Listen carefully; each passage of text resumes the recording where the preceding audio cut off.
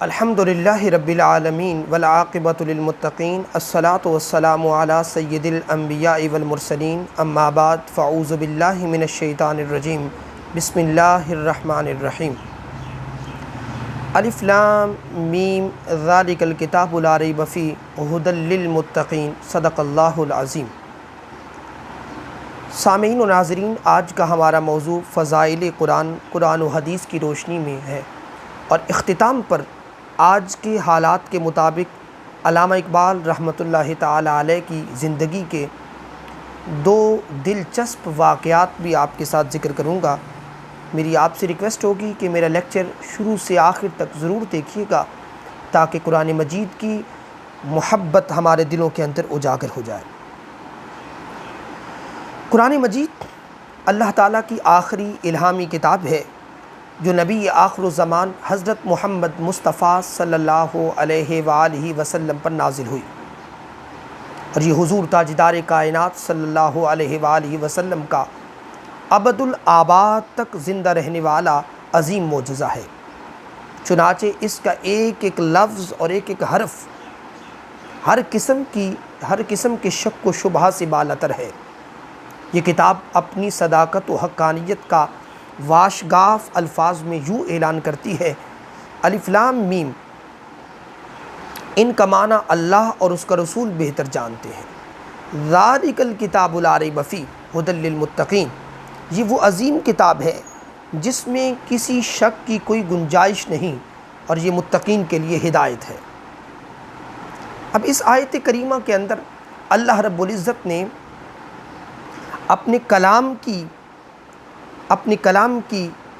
صداقت کو واضح کرنے کے لیے اہل زمین کو یہ بتا دیا ہے کہ اگر تم دنیا کے کسی رائٹر کی کتاب اٹھا کے دیکھو تو کوئی بھی ایسا دعویٰ نہیں کر سکتا ہے جو دعویٰ میں نے کتاب کے آغاز پر کر دیا ہے، کہ اس کتاب میں کسی قسم کا کوئی شک نہیں۔ سامعین و ناظرین، جامع ترمذی کے اندر حدیث پاک ہے، حضرت ابو سعید خدری رضی اللہ تعالی عنہ سے مروی ہے کہ حضور تاجدار کائنات صلی اللہ علیہ وسلم نے ارشاد فرمایا کہ اللہ تعالیٰ فرماتا ہے کہ وہ شخص جس کو قرآن مجید کی تلاوت اور میرا ذکر اس قدر مشغول کر لے کہ اسے دعا کا وقت بھی نہ ملے، مجھ سے مانگنے کا وقت بھی نہ ملے، تو فرمایا کہ میں اس شخص کو جس کو قرآن کی تلاوت اور میرا ذکر مشغول کر لیتا ہے، فرمایا میں اسے مانگنے والوں سے بھی بڑھ کر عطا فرماتا ہوں۔ اور آگے اسی حدیث پاک کے الفاظ ہیں کہ میرے کلام کی حیثیت باقی کلاموں پر اس طرح ہے جس طرح میری فضیلت مخلوق پر ہے۔ یعنی اللہ پاک نے قرآن مجید کی عظمت اور فضیلت کو سمجھانے کے لیے بیان فرمایا کہ جس طرح میری فضیلت کل مخلوق پر ہے، اسی طرح میرے کلام کی فضیلت بھی کل مخلوق پر ہے۔ حدیث پاک میں حضرت عبداللہ بن عمرو رضی اللہ تعالی عنہما سے مروی ہے کہ حضور تاجدار کائنات صلی اللہ علیہ وسلم نے ارشاد فرمایا کہ روز قیامت قرآن پڑھنے والے سے کہا جائے گا کہ قرآن پڑھتا جا، اور منزل بمنزل اوپر چڑھتا جا، اور یوں ترتیل سے قرآن کی تلاوت کر جس طرح دنیا میں تلاوت کیا کرتا تھا۔ تیرا ٹھکانہ جنت میں وہاں ہوگا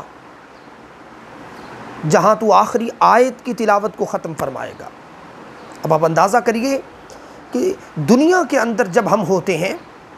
تو ہم قرآن مجید پڑھنے والے کو یا قرآن مجید کے تلاوت کرنے والے کو کیا اہمیت دیتے ہیں، اور اللہ کی بارگاہ کے اندر قرآن مجید کی تلاوت کرنے والے کی اہمیت کیا ہے۔ ہم اس اہمیت کو مد نظر رکھتے ہوئے قرآن کی تلاوت کو زیادہ سے زیادہ کیا کریں، اور وہ قرآن مجید کی تلاوت کو خوبصورتی کے ساتھ، اچھے لہجے کے ساتھ، تلفظ کے ساتھ اور نغمگی اپنی خوبصورت آواز کے ساتھ قرآن کی تلاوت کیا کریں، کیونکہ جس طرح دنیا میں ہم قرآن کی تلاوت کرتے ہیں، رب چاہے گا قیامت کے دن بھی ہم اسی طرح اس کے سامنے تلاوت کریں۔ اور حدیث پاک میں حضرت انس بن مالک رضی اللہ تعالی عنہ سے مروی ہے، اور یہ حدیث پاک بھی نسائی کے اندر، ابن ماجہ کے اندر ہے کہ حضور تاجدار کائنات صلی اللہ علیہ وسلم نے اپنے صحابہ سے فرمایا، لوگوں میں سے کچھ اہل اللہ ہوتے ہیں۔ صحابہ کرام نے عرض کیا، یا رسول اللہ، وہ کون خوش نصیب ہیں جن کو آپ نے اہل اللہ کا درجہ دیا ہے تو آقا دو جہاں صلی اللہ علیہ وسلم نے ارشاد فرمایا قرآن والے، یعنی قرآن پڑھنے والے یہی اہل اللہ ہیں، حضور نے فرمایا یہی خواص ہیں۔ اب آپ اندازہ کریے اہل اللہ کا وہ مقام جو زاہدین اور عابدین کو قیام اللیل کے بعد اور صائم الدہر کے بعد، یعنی سارا دن روزہ رکھنا، ساری رات اللہ کی بارگاہ میں قیام کرنے کے بعد، وہ مقام و مرتبہ جو زاہدین اور عابدین کو ساری عمر کی محنت کے بعد رب کائنات عطا فرماتا ہے، وہ قرآن کی تلاوت کرنے والے کو حضور تاجدار کائنات صلی اللہ علیہ وسلم نے عطا فرما دیا ہے۔ اور اسی کے ساتھ متصل، اسی حدیث پاک کے مضمون کے ساتھ متصل ایک اور حدیث پاک بھی ذکر کرتا ہوں تاکہ اس کی تائید ہو جائے۔ حضرت ابو ذر غفاری رضی اللہ تعالی عنہ صحابہ کرام میں سے زیادہ عبادت والے اور زیادہ سجدہ ریزی اور نوافل پڑھنے والوں میں شمار ہوتے ہیں۔ آقا دو جہاں صلی اللہ علیہ وسلم نے حضرت ابو ذر غفاری رضی اللہ تعالیٰ عنہ کو نصیحت کی کہ اے ابو ذر، بے شک تم صبح کو قرآن کی اگر ایک آیت سیکھ لو تو یہ 100 رکعت نماز نفل پڑھنے سے بہتر ہے۔ اور فرمایا اگر قرآن کے ایک باب کا معنی سمجھ لو، اس پر عمل کیا جانا یا نہ کیا جانا، حضور نے فرمایا اس کی الگ ایک جزا اور سزا ہے، لیکن اگر تم ایک باب سیکھ لیتے ہو قرآن مجید کا تو فرمایا یہ 1000 رکعت نماز نفل سے بہتر ہے۔ تو سامعین ذرا اندازہ کیجئے کہ آقا دو جہاں تاجدار کائنات صلی اللہ علیہ وآلہ وسلم قرآن مجید کی تلاوت کرنے والے اور سیکھنے والے کو، قرآن کے معنی اور مفہوم کے سمجھنے والے کو زاہدین اور عابدین سے بھی اونچا مقام عطا فرما رہے ہیں۔ اور بڑی خوبصورت حدیث پاک جامع ترمذی کی یہ ہے، حضرت ابو ہریرہ رضی اللہ تعالی عنہ سے مروی ہے کہ حضور تاجدار کائنات صلی اللہ علیہ وسلم نے ارشاد فرمایا کہ روز قیامت صاحب قرآن کو، یعنی قرآن پڑھنے والا جب آئے گا تو رب کائنات کا قرآن کہے گا باری تعالیٰ یہ قرآن پڑھنے والا آیا ہے، اسے زیور پہنا۔ تو اللہ رب العزت کے فرشتے اسے عزت کا تاج پہنا دیں گے۔ پھر قرآن مجید کہے گا مولا اسے اور پہنا، تو رب کائنات اس شخص کو عزت اور بزرگی کا لباس پہنا دیں گے۔ قرآن مجید پھر کہے گا مولا اب اس سے راضی ہو جا، تو اللہ رب العزت اس کے سارے گناہوں کو معاف کر دے گا اور اس سے راضی بھی ہو جائے گا۔ سامعین محترم، اور کہا جائے گا اے قرآن پڑھنے والے تو قرآن مجید پڑھتا جا اور منزل بمنزل اوپر چڑھتا جا۔ فرمایا تو قرآن کی تلاوت جہاں ختم فرمایا تو منزل بمنزل اوپر چڑھتا جا۔ فرمایا اللہ رب العزت ہر آیت کے بدلے اس کی نیکی اور درجے کو بڑھاتا چلا جائے گا۔ اب آپ اندازہ کریے کہ قرآن کی تلاوت ہمیں کیا صلہ عطا فرما رہی ہے کہ رب کائنات قیامت کے دن قرآن مجید کی وجہ سے ہماری سفارش کو قبول کرتا چلا جائے گا۔ اور آخری حدیث پاک اور اس کے بعد علامہ اقبال رحمۃ اللہ تعالی علیہ کی زندگی کے 2 واقعات آپ سے ذکر کروں گا۔ حضرت علی بن ابی طالب رضی اللہ تعالی عنہ سے مروی ہے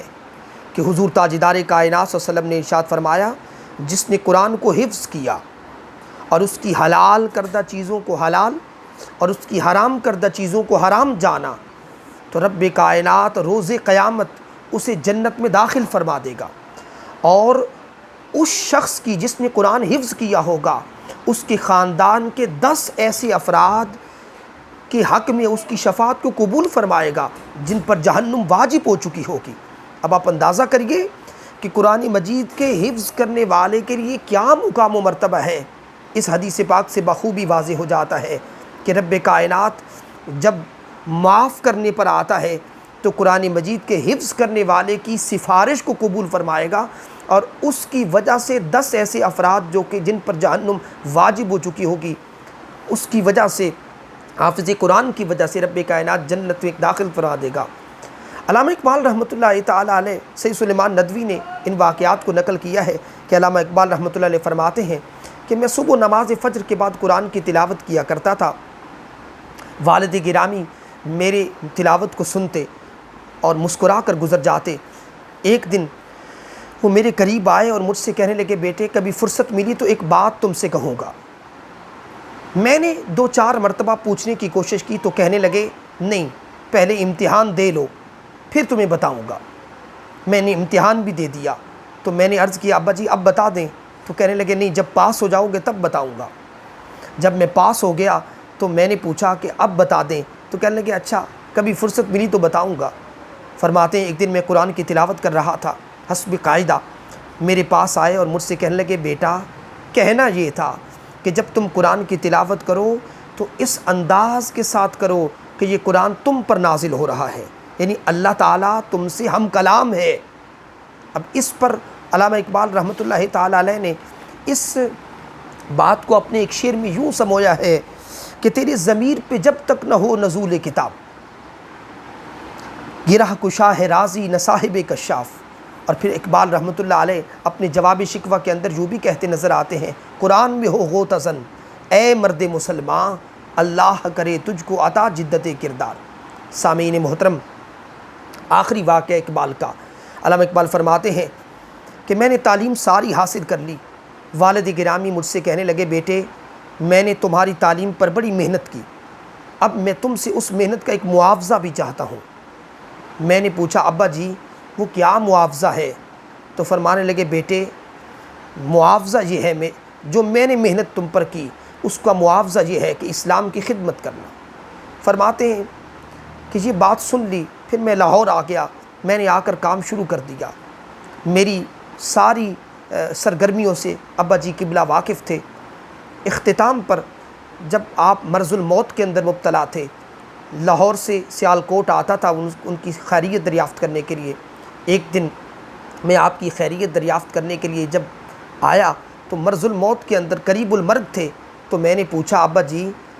ایک بات آپ سے پوچھنا چاہتا ہوں، آپ نے مجھ سے کہا تھا کہ اسلام کی خدمت کرنا معاوضہ ادا ہو جائے گا، تو کیا میں نے آپ کے عہد کو پورا کر دیا؟ تو فرمانے لگے جان من تم نے میرے وعدے کو پورا کر دیا۔ سامعین عزیز وقار، سامعین و ناظرین، میں یہاں اختتامی طور پر ایک پیغام دینا چاہتا ہوں، اور وہ یہ کہ ہم اپنی اولاد کو ڈاکٹر بنائیں، انجینئر بنائیں، لائر بنائیں، جس مرضی مقام و مرتبے پر انہیں لے جائیں، مگر ان سے آپ بھی یہ تقاضا ضرور کریں کہ بیٹے ہم نے اپنی ساری محنت تم پر کر دی، مگر میرے بیٹے ڈاکٹر ضرور بنو، انجینئر ضرور بنو، لائر ضرور بنو، جس مقام و مرتبے پر جانا چاہتے ہو وہ ضرور کرو، لیکن ساتھ ساتھ اپنے دین اور اسلام کی خدمت بھی ضرور کرنا۔ جب یہ چیز ہم اپنی اولاد کے اندر اجاگر کریں گے تو کوئی بعید نہیں کہ ہمیں اسلامی ڈاکٹر ملیں گے، ہمیں اسلامی انجینئر ملیں گے، ہمیں اسلامی لائر ملیں گے اور اسلامی فلسفی ملیں گے۔ اللہ سے دعا ہے کہ ہمیں اپنی اولادوں کو اسی طرح کی تربیت کرنے کی توفیق عطا فرمائے اور قرآن سے ہمیں محبت کرنے اور جڑنے کی توفیق عطا فرمائے۔